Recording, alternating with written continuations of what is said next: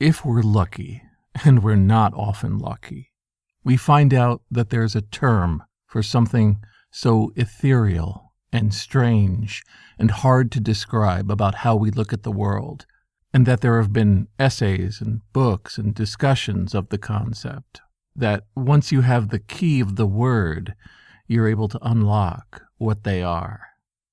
For me, in my 50th year, I became aware of the concept of liminal spaces. This is Jason Scott Talks His Way Out of It, a podcast about technology, history, and getting myself out of debt. Thanks to Daniel Boyd, Eric Vitello, and the hundreds of other supporters on Patreon and elsewhere who have been supporting me and helping me get out of debt.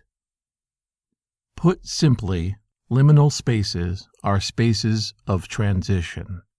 Not so much meant to be spaces in themselves, but points of transition, points of transfer between other distinct and obvious spaces.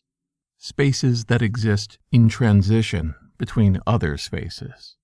If you're having trouble visualizing that, you're not alone. Think of the moment when you leave a subway station or a bus station and you go down a hallway that's meant to lead outside. While there might be one or two signs or indications of where to go, that hallway is just funneling you from one congregational area into the outside world, and it itself does not have any inherent function or meaning beyond that. It is also transitioning you between artificial light and the light in the air of the outside. A change in senses and character and interaction built into the building without, in many ways, truly being part of what it is. If you want to imagine other places, think of a playground on the edge of a forest, the artificial creation of these rides standing in front of naturally grown trees. Maybe you're thinking about standing in the mouth of a cave where darkness is behind you and outside of it is a beach with waves, the feeling of summer and playing outside combined with the darkness and unknown of a deep, dark space. This is liminality, and it's something that I've felt for a very long time. Like all such terms, it's wildly interpreted and has lots of different ideas about what it consists of. People have lots of opinions about it. And for some people, like trying to get a grip on what they feel about a piece of music or when they listen to somebody talk, it can be very hard to describe exactly how a space becomes liminal. But for me, it all clicked into place once I heard this term and concept, because one of the things I am always doing when I am constructing either visual works or devising the transitions between different concepts or different creations is understanding how those transitions feel by themselves. In a compilation of words, there's often an introduction, or even introductions for each part, where an all-seeing editor describes their feelings about what you're about to read, along with drawing conclusions about how it relates to the other essays and parts, whether they're text files, chapters in a book, pieces of paper stitched together in a zine. There is something holding them together that is not quite on the page itself. It exists only as a place to lead you into a way of thinking before the next part comes to you. It also explains my fascination with framing and editing when I'm working in documentaries or putting together films, because I want there to be built into each and every frame a story of itself, of the different parts interacting with each other, and working out how to transition them between this scene and that scene is itself a function of liminality. And if your audience senses a disjointed, broken interaction between the two elements that you're putting together, they won't be able to enunciate why they don't feel comfortable, but they will feel uncomfortable. Built into my entire perception of the world throughout my life was a sense of architecture as music, with each area playing its own notes and my response to feeling those notes clash together when I looked at them. Now, this isn't synesthesia, where you feel different senses overlapping with others, tasting colors or seeing sounds. This is more for me like a crosshatch pattern, where you're making small squares that are overlapping, and using different pens, you give a different sense to everything, even though, ultimately, the pattern is the same. And when there's a liminality clash, when I find that the areas in between these different crosshatches don't quite work, it's like somebody poured water all over it, blurring it, making the whole scene indistinct.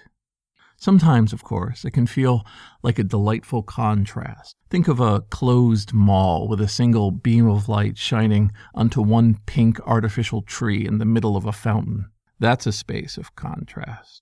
Or maybe the ubiquitous checkerboards of ray tracing history, which could be defined very easily mathematically, so they ended up everywhere, constantly standing in the background of much more organic and indistinct shapes. Going further in that direction, that's part of why I find such fascination in vaporwave, this aesthetic of music and visuals that the Internet Archive fell backwards into and has tens of thousands of examples that have been uploaded, with many more coming in every day. But those obvious contrasts are nothing when you encounter a subtle transition between spaces. Walking through a city of sharp angles and hearing conversations or sounds echoing through the buildings as you turn and find yourself inside of a small area with only a cafe and a tree and a few people talking, where your mind has gone from thinking about the city itself to one small patch of it and what's going on there, and feeling a beckoning to go inside of this cafe to find out what they have to offer, where inside, walking from this small outdoor area, you find yourself in a cozy wooden space with low conversations and clinking glasses and somebody turning to welcome you and ask you what you would like to have. If you are thinking about anything else when you turn that corner, you can be completely unaware of the knobs turning in different directions as you go from wide to small to micro to self, building up this narrative of all the different factors that are blending together to give you this quiet, small transition from the everywhere to a place. A place of subtle liminality for me are the pages of digitized computer magazines, where, as I switch from page to page, different computer ads call out to me with distinct promises of what they have to offer.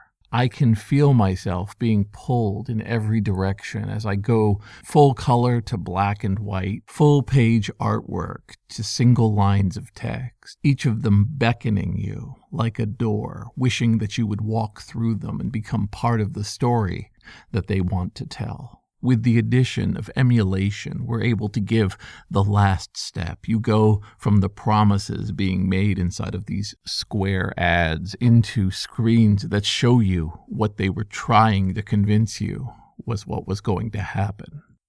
Sometimes, in fact, most of the time, you go past this beckoning door with all of its carved figures and heralding of the wonders inside into a white room with a very small cube containing a few lines of text telling you what you want to do next, or a crudely drawn space of itself on the computer screen where your arrow keys move you around, having you ignore the world around you, and if you're lucky, the design of that restricted, small world can actually envelop your senses as you transition into the abstract world that they've built inside.